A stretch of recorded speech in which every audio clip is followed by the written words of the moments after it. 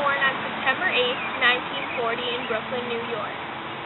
As a child, I never liked poetry, but now I am a children's poet. I wrote a poem in grade school that was published in the yearbook, and I was beat up for it. I can't believe you wrote a poem. That's what girls do. I discovered my poetic ability later in life when I started working. My family didn't have a lot of money, so I worked a lot of odd jobs to earn as much as I could. I was a folk singer, I taught guitar, and sang in coffee houses.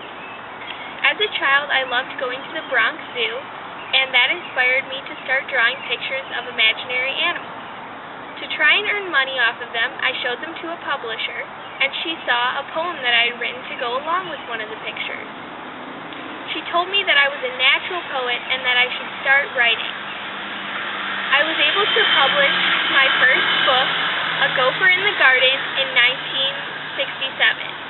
I later published A New Kid on the Block in 1993, It's Raining Pigs and Noodles in 2000, and this year I published I've Lost My Hippopotamus.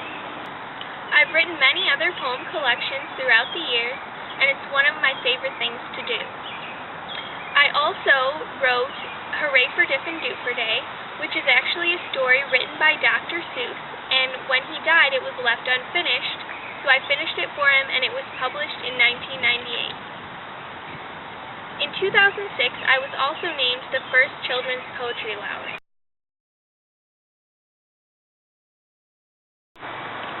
To hear a sampling of some of my poetry, I would like to share with you my poem, The Chicken Club. We are members in good standing of the Chicken Club, and yes, we confess we are all chicken, though you probably could guess.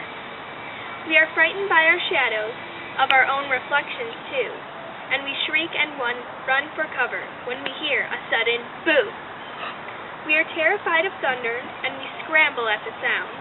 We are scared of tiny creatures, in the air and on the ground. We are jittery and jumpy, so afraid of many things, that we've even started clucking, and we're sprouting chicken wings.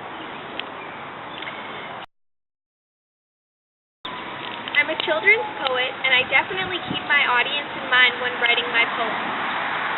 I want to keep them engaged and wanting to read my poetry, so I include a lot of rhyme and alliteration to make it flow really well.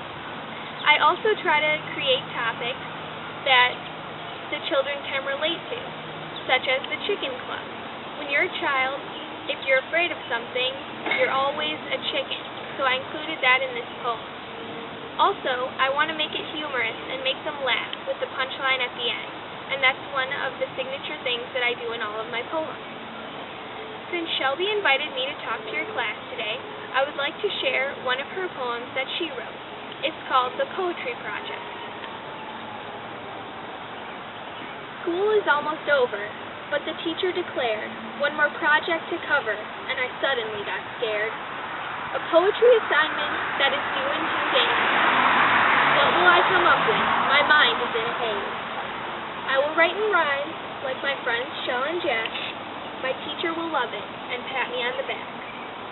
As I said, you should definitely keep your audience in mind when writing children's poetry, and that's exactly what Shelby did.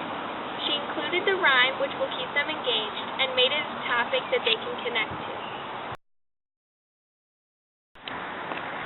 I now live in Washington State with my wife, Carolyn. I met Carolyn on a book tour in Albuquerque, New Mexico, and I actually proposed to her the next day. Some of my hobbies now are photography, collecting other children's poetry, and collecting frog miniatures. My whole office is filled with them. Thank you for getting to know me today, and I hope you find my poetry enjoyable.